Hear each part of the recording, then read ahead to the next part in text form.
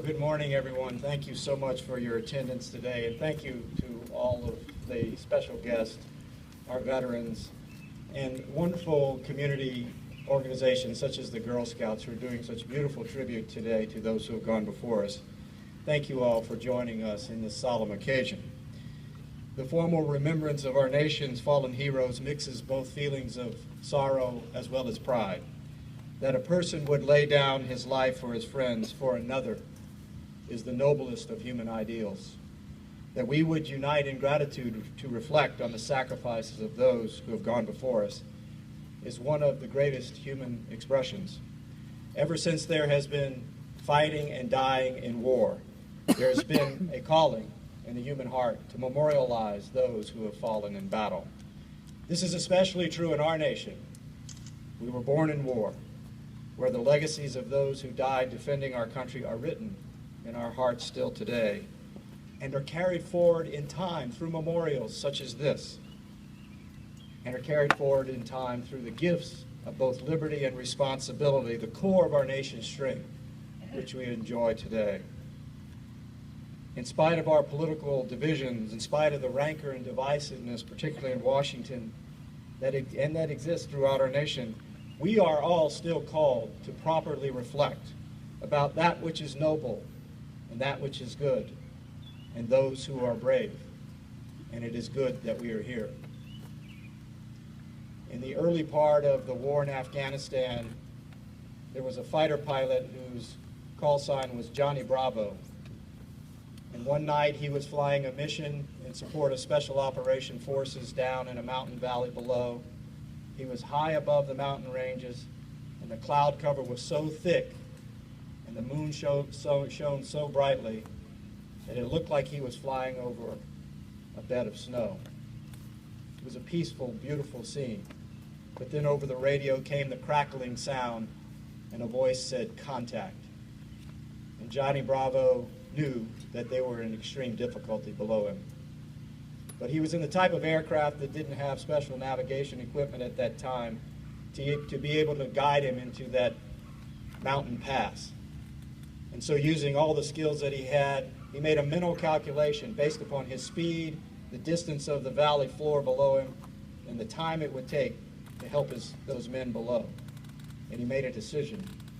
And he plunged through that thick cloud cover, and his aircraft shook violently. And when he punched out just hundreds of feet off the mountain valley floor, nothing in his training had prepared him for what he saw. Fire was raining down from both sides of the steep mountainside, the cliff sides, onto a singular position where those Special Operations Forces were trapped. And counting out loud, 1 1,000, 2 1,000, 3 1,000, Johnny Bravo emptied his ammunition on the enemy's position, and then he pulled out just in time before hitting the side of the mountain. And he passed back through the clouds and made another round, counting out loud, 1 1,000, 2 1,000, 3 1,000, pulling out, training his fire on the enemy position in just those brief moments. And he did that again until he was completely out of ammunition. And then he went back above the clouds and found his wingman and said, "Follow me." And the two aircraft were 2 feet apart as they plunged through that thick cloud cover. And he counted out loud again, 1 1,000, 2 1,000, 3 1,000. As his wingman trained his fire upon the enemy position.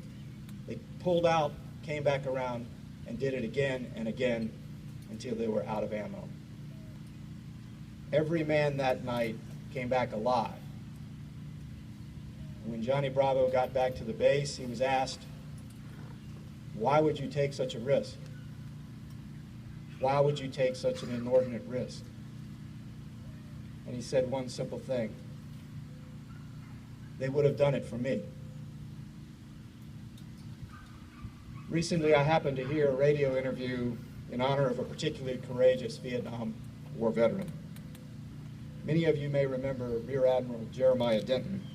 He was one of the highest-ranking American officers held as a prisoner of war. Denton was in prison for nearly 8 years at the Hanoi Hilton and was very severely tortured. At one point, Admiral Denton was forced to go on television by his captors. They wanted him to speak out against his country, but Denton decided to do the opposite. As he spoke, he blinked his eyes in a very deliberate manner that spelled out the word torture in Morse code, didn't signal what was happening to his imprisoned men despite the threat to his own well-being, despite the threat of continued torture and solitary confinement. He later credited his act of courage to his strong faith in God. After the war, Denton retired from the military and served as a United States Senator from Alabama. He passed away a few months ago at the age of 89. And as a reflection of that turbulent time in America during the Vietnam War, Jeremiah Denton had this to say, and Ed Hoffman alluded to it earlier. It is the soldier who salutes the flag, who serves beneath the flag, and whose coffin is draped by the flag, who allows the protester to burn the flag. In America, we rightly debate our choices and the means of our national security. But what we do not debate is the honor owed to those who have sacrificed all. Today, we honor our fallen heroes of yesterday for their sacrifice on our behalf. Their bravery has given us the liberty we enjoy today. And for those who did come back, those who did return, who witnessed the gravity of conflict, who fought alongside those who fought to the last, perhaps holding them as they died, watching helplessly as war consumed another innocent human life. We thank them as well for their willingness to risk everything for the love of country. The living presence of our veterans today is an honor to those who did not come home. The price of liberty and the blessings of peace have not come without great cost. Since the Revolutionary War, more than 42 million Americans have risked their lives for our country. Of those, more than 656,000 service members have been killed in battle. Their loss runs deep in the lives of those who are left behind. Wives lost husbands, husbands lost wives, parents lost children, children lost parents. The soldier's ultimate sacrifice is not merely his own. As a part of our civic life, we appropriately give thanks to all who serve in uniform. And we all know of the great battles and heroic sacrifices at places like Bunker Hill and Omaha Beach, Khe Sanh and Fallujah. But what we do not know are the untold stories witnessed by no one of the Americans who fought to the death to preserve our country. We also do not know the untold stories of the many who left their families and quietly performed their duty with no questions or demands made, those who cooked and cleaned and computed, those who repaired, drove, and maintained the effort. Today, we not only honor our loved ones and ancestors lost long ago, we also honor those who have left us recently. The sting of loss is not so distant for some whose loved ones have given their lives of late in Iraq and Afghanistan. Of the American soldiers who were killed there, 79 were Nebraskans. I have attended many funerals and memorial services for the Nebraskans who were killed. I have seen many families bravely bear the weight of this devastation. I have seen communities come together to honor their local heroes and to help bring healing to the hurting. I could not be more proud of these patriots and their family members. Their remarkable bravery, their remarkable honor, their character, their selflessness. Young men and women of the highest caliber who, like so many before them, gave themselves for our country, fighting courageously for our America and our ideals of liberty, equality, and justice for which they died.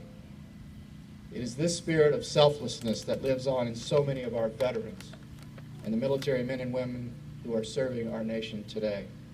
They gave and continue to give for one simple reason. It is necessary, and it is their duty. Today, Memorial Day, is an especially important time for reflection from lawmakers. We carry a tremendous responsibility to recognize the real-life consequences behind our policy deliberation, analyses, and votes. During a visit to a Washington military hospital,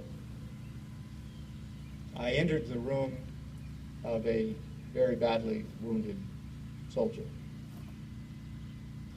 And after I left, I noticed that there was a sign hanging on the door. It said, "America, land of the free, because of the brave." God bless you all.